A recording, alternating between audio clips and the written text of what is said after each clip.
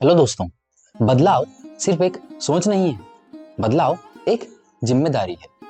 विशाल शहर में नया नया आया है और एक नौकरी की तलाश में है। विशाल को एक रेस्टोरेंट में मैनेजर की जॉब मिल जाती है। विशाल जब पहले दिन रेस्टोरेंट पहुंचता है, वह देखता है रेस्टोरेंट के बाहर दूसरी तरफ एक वृद्ध भिखारी बैठकर भीख मांग रहा है। विशाल उसे नजरअंदाज कर देता है और रेस्टोरेंट में आ जाता है। विशाल इस बात पर ध्यान देता है कि वो भिखारी रोज सुबह सुबह रेस्टोरेंट खुलने पर वहां आ जाता है और शाम को रेस्टोरेंट के बंद होने तक वहीं बैठा रहता है। उसे कुछ गेस्ट ने कंप्लेन भी की है कि यह भिखारी हमसे खाने की चीजें मांगता है, ना देने पर हमसे पैसे मांगता है और हमें परेशानी होती है। विशाल सोचता है उसे जाकर भिखारी से बात करनी चाहिए। उससे पहले वह अपने होटल के दूसरे लोगों से बातचीत करता है। वो उसे बताते हैं कि सर, ये भिखारी पिछले कई महीनों से यहाँ बैठकर भीख मांग रहा है। आपके पहले जो होटल मैनेजर थे, उन्होंने भी इसे भगाने की बहुत कोशिश की, लेकिन यह यहाँ से जाता ही नहीं। विशाल वृद्ध भिखारी के पास जाता है, उससे बात करता है, उसे कहता है, बाबा, यहाँ बैठकर भीख क्यों मांगते हो? कहीं और बैठोगे तो ज्यादा पैसे मिलेंगे, यहाँ तो बस थोड़ा बहुत खाने का सामान मिल जाता होगा।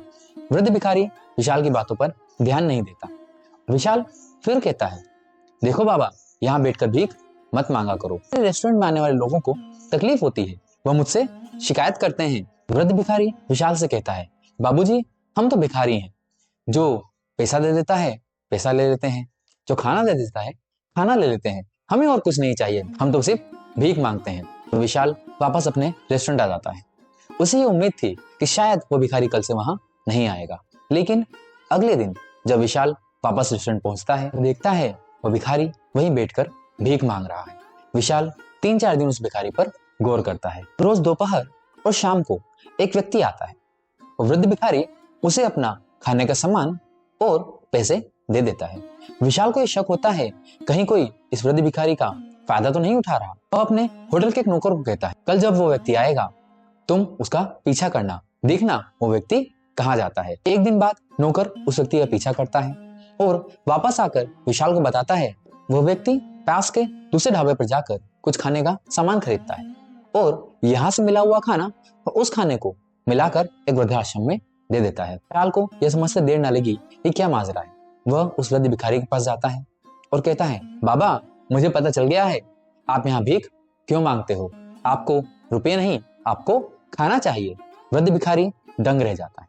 वह हैरान था, उसने सोचा नहीं था कि विशाल ऐसा भी कर सकता है। वृद्ध भिखारी कहता है, बाबूजी, मेरी तो उम्र हो चली है, मेरे बेटे ने संपत्ति के लालच में मुझे घर से बाहर निकाल दिया।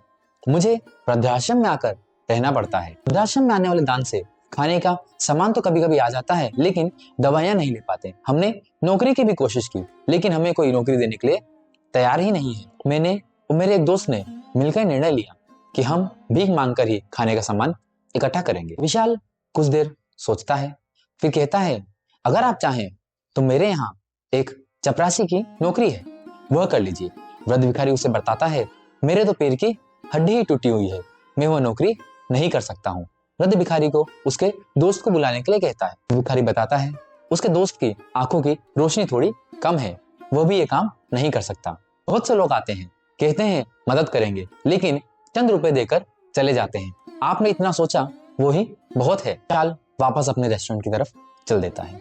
वह मन ही मन सोच रहा था कि वो ऐसा क्या करे जिससे इस वृद्ध भिखारी की मदद हो सके, लेकिन वह कुछ कर नहीं पा रहा था। शाम के समय विशाल जब घर जा रहा होता है, उसे अपने होटल मालिक का फोन आता है। वह उसे कहते हैं, हमें एक बर्तन साफ करने वाले की जरूरत है। यदि तुम्हारी नजर में कोई व्यक्ति हो उसे बुला लो, हम उसे नौकरी पर रख लेंगे। विशाल खुश हो जाता है। वह सोचता है जहां चाह होती है वहां राह निकल ही आती है। वह सुबह विशाल रेस्टोरेंट पहुंचता है और वृद्ध भिखारी से मिलता है। उसे कहता है, अगर कोई अच्छे कपड़े हों उसे पहनकर दोपहर में रेस्टोरेंट आ जाना, क्योंकि वृद्ध भिखारी ने एक दिन पहले विशाल से बात की थी। विशाल उसे एक सुलझा हुआ व्यक्ति लगा। वह दोपहर में रेस्टोरेंट आ जाता है। वहां पर विशाल वृद्ध भिखारी को अपने मालिक से मिलवाता है। पहले तो रेस्टोरेंट का मालिक उसे नौकरी पर रखने से मना कर देता है, लेकिन विशाल के बहुत समझाने पर वह मान जाता है और वृद्ध भिखारी को अपने यहाँ नौकरी पर रखने के लिए तैयार हो जाता है। यह सुनते ही वृद्ध भिखारी रोने लगता है। उसे उम्मीद नहीं थी कि विशाल उसे नौकरी दिलवा देगा। उसे लगा था विशाल उसकी कुछ पैसों से मदद करेगा। वृद्ध भिखारी अपने घुटनों पर बैठ जाता है। वह रोने लगता है। वह विशाल को धन्यवाद करता है। विशाल भी अपने घुटनों पर बैठ जाता है। वो कहता है, बाबा, आप मेरे पिता से भी बड़ी उम्र के हैं। आपको यह शोभा नहीं देता। मेरे बस में जितना था मैंने उतना किया। बदलाव एक सोच नहीं है, बदलाव तो एक जिम्मेदारी है। पिताजी हमेशा कहते थे, यदि तुम किसी की मदद करना चाहते हो तो उसकी मदद चंद रुपयों से नहीं हो सकती। तुम्हें समझना होगा उसकी परेशानी क्या है। मैं आपके लिए एक काम और कर सकता हूँ। आपको बर्तन साफ करने का काम मिला है। आप वो खाना जो खाने योग्य हो उसे अलग कर लीजिएगा, अपने साथ ले जाइएगा। साथ ही हमारे यहाँ जो शाम को खाना बच जाता है मैं वह भी आपको दे दूंगा।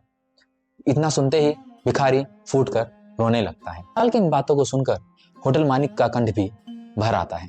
क्या विशाल ने सही किया? और यदि आपके आसपास भी ऐसी कोई घटना हुई है तो हमें बताइए, हम जानने के लिए उत्सुक हैं। धन्यवाद दोस्तों।